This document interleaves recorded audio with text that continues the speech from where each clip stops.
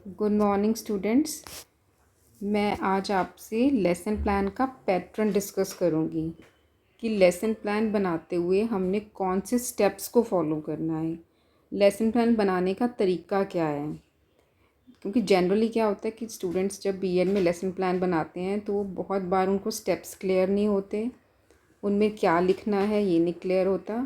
तो मैं कोशिश करूँगी कि आपको मैं कुछ स्टेप्स क्लियर कर सकूँ। ठीक है, तो ये जो पैटर्न मैं आपसे डिस्कस करने वाली हूँ, ये पैटर्न बेसिकली सोशल साइंसेस में जो भी सब्जेक्ट्स हैं उसमें फ़ॉलो होता है। और बाकी हर सब्जेक्ट का अपना कुछ ना कुछ जो है थोड़ा बहुत चेंजेस होती हैं पैटर्न में। जैसे लैंग्वेजेस का पैटर्न डिफरेंट होता है, साइंस मैथमेटिक्स का डिफरेंट है, तो सोशल साइंसेस का काफ़ी हद तक यही पैटर्न रहता है। तो आप एक बार इसको देख लीजिए। और हर यूनिवर्सिटी का, हर टीचर का एक अपना तरीका होता है पढ़ाने का, बताने का, तो उसमें कुछ ना कुछ थोड़ी बहुत जो है चेंजेस होती रहती हैं। तो अब हम शुरू करते हैं। तो लेसन प्लान बनाने टाइम आपने जो है सबसे पहले ऊपर लिखना है पीटी रोल नंबर, जो आपका रोल नंबर होता है। अगर आप कॉलेज का एग्ज़ाम दे रहे हो तो कॉलेज का रोल नंबर, अगर आप यूनिवर्सिटी का एग्ज़ाम दे रहे हो तो वहाँ पर आपका जो भी रोल नंबर होगा वो यहाँ पर लिखा जाएगा, पीटी रोल नंबर। फिर सब्जेक्ट आएगा।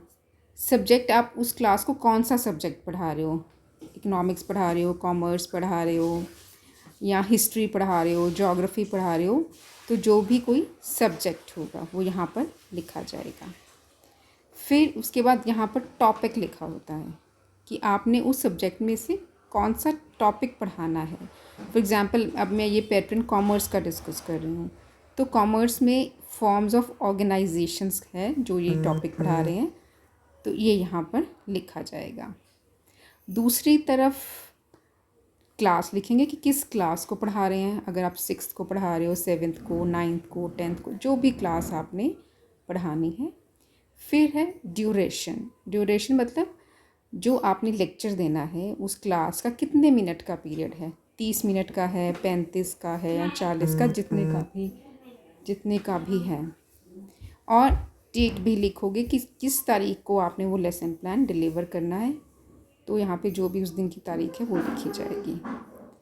तो ये ऊपर का मैटर हो गया। उसके बाद हम नेक्स्ट स्टेप पर आते हैं। नेक्स्ट स्टेप जो है that is general teaching ads.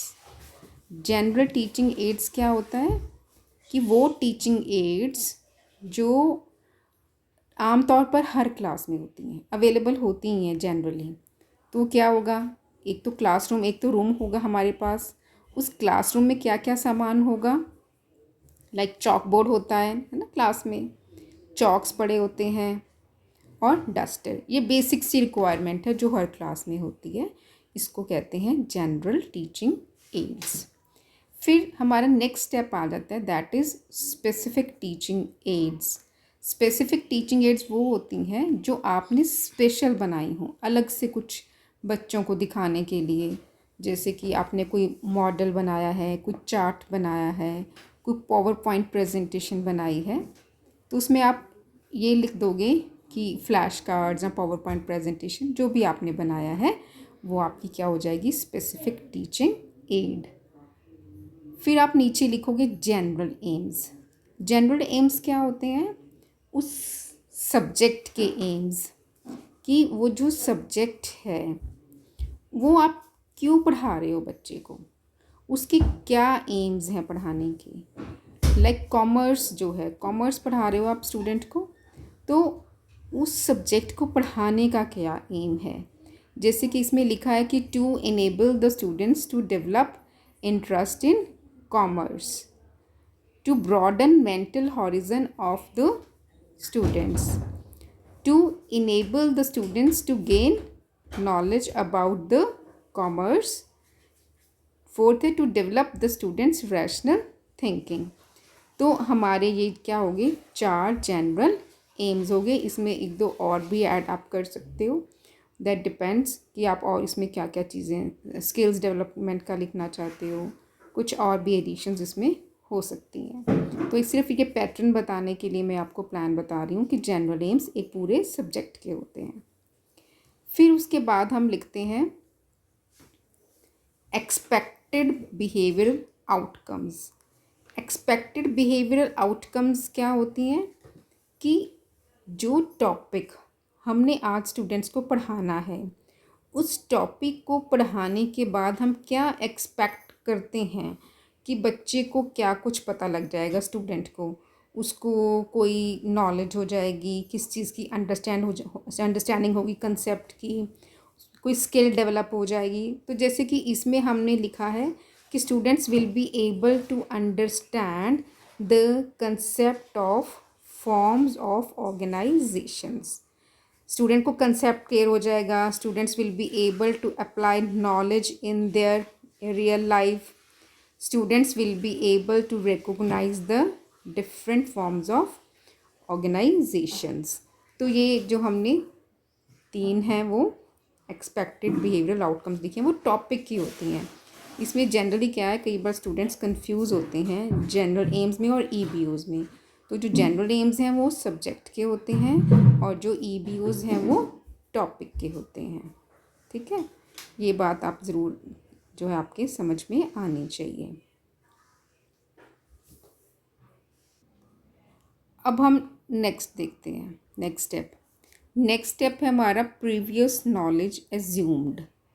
Previous knowledge assumed में क्या आता है कि हमने क्या एज्यूम किया हुआ है। अब हम स्टूडेंट्स को जो टॉपिक पढ़ाने जा रहे हैं, फॉर्म्स ऑफ ऑर्गेनाइजेशंस,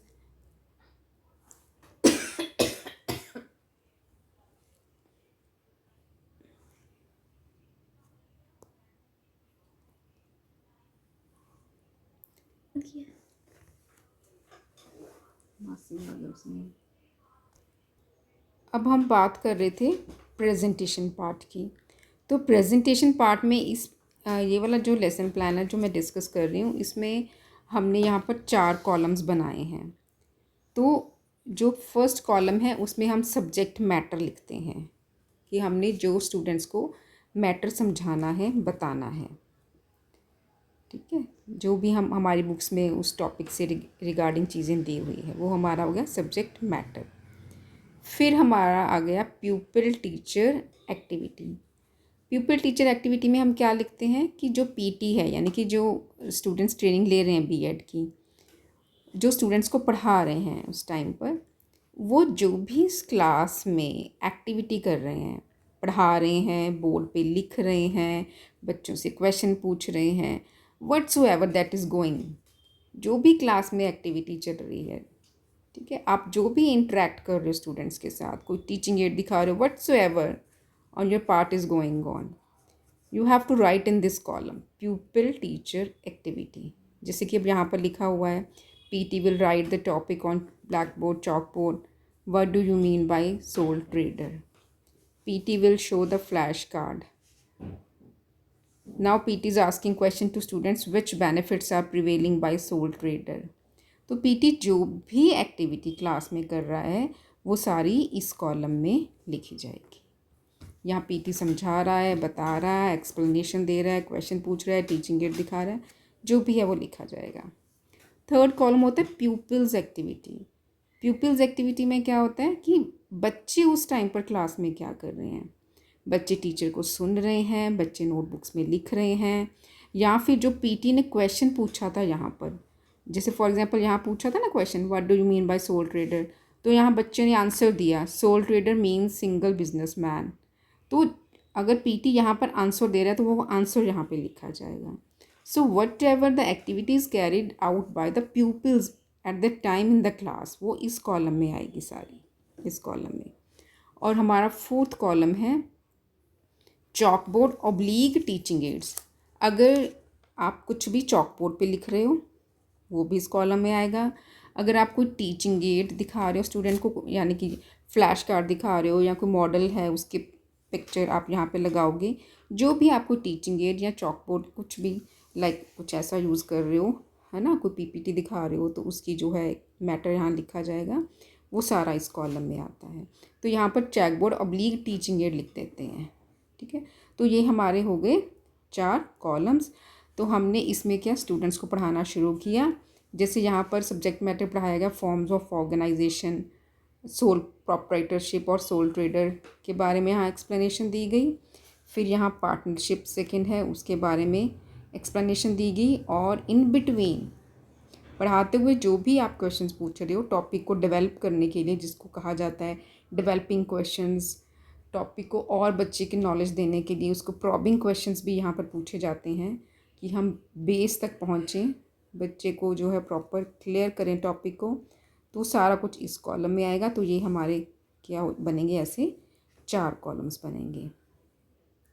तो ऐसे कॉलम्स बनाते बनाते ये आगे आप फिर पढ़ा रहे हो जॉइंट हिंदू फैमिली बिजनेस, ये उसी कॉलम में लिखा आपने सब्जेक्ट मैटर। ये पीपल टीचर एक्टिविटी में फिर वही मैटर चल रहा है हमारा, जो हम एक्सप्लेनेशन दे रहे हैं टॉपिक की, जो भी एग्जांपल्स दी जा रही हैं। जैसे यहाँ पर एक एग्जांपल दी हुई है कि in past Hero Honda are 2 partners to making bikes. तो जो भी एग्जांपल्स हैं वो भी यहाँ लिखी जाएंगी, क्वेश्चंस भी सारा इस कॉलम में आएगा। प्यूपल्स एक्टिविटी आएगी और यहाँ पर हमारी टीचिंग एड्स आ गई। तो ये ऐसे हमारा सारा प्रेजेंटेशन पार्ट चल रहा है। तो अब ऐसी हमारी जो प्रेजेंटेशन है वो चलती जा रही है, सब्जेक्ट मैटर ये सारा चल रहा है, ठीक है। ये ऐसे ही अब जब हमें लगेगा कि हमारा जो है 50% टॉपिक या 60% लगा लो कवर हो गया जो हमने, क्योंकि 30 मिनट का पीरियड है, ठीक है। उसमें से जब हमें लगेगा कि हमने जो है 15 मिनट पढ़ा लिया है स्टूडेंट्स को, जितना पढ़ा लिया है ये सारा यहाँ तक पढ़ा लिया, तो उसमें जितना पढ़ाया हुआ है, ये ना हो ना कि हम पढ़ाई जा रहे हैं और ये होना कि बच्चे को जितना हमने पढ़ाया वो अभी तक समझ ना आया हो, ये भी हो सकता है। तो वो चेक करने के लिए कि जितना पढ़ाया है वो क्लियर भी हुआ कि नहीं, ये चेक करने के लिए हम स्टूडेंट्स की क्या करते हैं, सेक्शनल रिकैप्चुलेशन, इट्स कॉल्ड सेक्शनल रिकैप्चुलेशन, जिसको आंशिक दोहराई भी पंजाबी में या हिंदी में कहते हैं। तो आप ये चेक कर सकते हो सेक्शनल रिकैप्चुलेशन। इसमें आप क्या करोगे कि बच्चों से 2 या 3 या 4 भी क्वेश्चंस पूछ सकते हो, जो आपने अभी तक उन 15-20 मिनट में पढ़ाया होगा उसमें से पूछने हैं, ठीक है। जब आपकी जो सेक्शनल रिकैप्चुलेशन है वो कंप्लीट हो जाएगी तो आपने फिर से प्रेजेंटेशन पार्ट शुरू करना है। फिर वो सब्जेक्ट मैटर बनाया जाएगा, कॉलम्स 4 कॉलम्स बनेंगे। फिर प्यूपल टीचर एक्टिविटी स्टार्ट हो जाएगी, फिर प्यूपल्स एक्टिविटी एंड फिर chalk board and teaching ads. तो फिर से आपका प्रेजेंटेशन पार्ट शुरू हो जाएगा। वैसे ही आप फिर 4 कॉलम्स बनाओगे और ऐसे ही अपना लेसन प्लान लिखोगे, क्योंकि आपका अभी आधा लेसन पढ़ा है पढ़ाने वाला, है ना। अभी तो आपने आधा ही पढ़ाया था, उसके बाद का जो पार्ट पढ़ाना है वो पार्ट पढ़ाना शुरू कर दोगे। जब आपका सारा टॉपिक कंप्लीट हो गया, आपने जितना उस आधे घंटे के दौरान पीरियड में पढ़ाना था, लाइक जब आपके हो गया कि अब 27-28 मिनट हो चुके हैं, अब आपका जो टॉपिक है वो कंप्लीट होने वाला है, तो क्या करोगे, फाइनल रिकैप्चुलेशन करोगे। मतलब जितना पढ़ाया हुआ है उस सारे में से चेक करोगे कि बच्चे को, स्टूडेंट को टॉपिक समझ में आ गया या नहीं आया समझ में।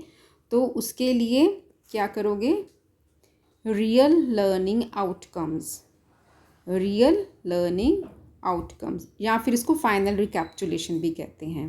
इसमें क्या होता है कि आपने जितना पढ़ाया है उसमें से आप 3 या 4 क्वेश्चंस पूछ सकते हो, या फिर आप फिलअप्स पूछ सकते हो, या कंप्लीट द सेंटेंसेस पूछ सकते हो, जिस तरीके से भी आप चाहते हो। कोई आपके पास और इनोवेटिव आइडिया है ना, मैच द फॉलोइंग पूछ सकते हो, या कुछ और एग्जांपल्स पूछ सकते हो। तो जो भी आपको लगता है कि बच्चे को चेक करने का, उसको उस टाइम पर इवैल्यूएट करने का कि उसको टॉपिक क्लियर हुआ या नहीं हुआ, तो कुछ ऐसी चीज़ें आप इसमें ऐड कर सकते हो। लाइक यहाँ पे इस टॉपिक में हमने पूछा है what is the main motive of partnership firm, what are the features of sole trader. तो इसमें जो है वो हम क्वेश्चंस पूछेंगे। फिर लास्ट स्टेप जो है that is home assignment. Home assignment जो हमने आज का टॉपिक पढ़ाया है उसमें से हम बच्चे को कोई असाइनमेंट देंगे घर पे काम करने के लिए, और ये जो है बहुत ही इम्पॉर्टेंट स्टेप है, ये हमने चॉक बोर्ड पर लिखना होता है और एक ऐसा असाइनमेंट देना होता है जिसमें कुछ बच्चा कंस्ट्रक्टिव सा करे, कुछ अपना ब्रेन यूज़ करके अपना जो है अपने आइडिया से अपने कुछ क्रिएटिव काम करें। लाइक जैसे इसमें हमने लिखा है कि collect the data of any 5 different forms of organisations and compare their profits and losses and tell which one is more profitable for organisation. तो ये अब आप अपनी तरफ से कुछ भी इसमें इनोवेटिव सा जो है बच्चों को होमवर्क, होम असाइनमेंट दे सकते हैं, ताकि आपको लगे कि बच्चा जो है वो अपना इस टॉपिक में से जो रिलेटेड है वो काम घर से करके लाए। तो ये हमारा सारा पैटर्न था लेसन प्लान का, जो हमने इस स्टेप में समझने की कोशिश की है। और ये एक जस्ट एक पैटर्न था। अब ये जब जो लेसन प्लान की डिलीवरी होती है वो जो है इसमें से जब आप सारा समझ जाओगे, फिर इसका जो एग्जीक्यूशन पार्ट है वो आपको क्लियर हो जाएगा कि आपने कैसे कैसे किन किन स्टेप्स को फॉलो करके इसको क्लास में एग्जीक्यूट करना है। Thank you.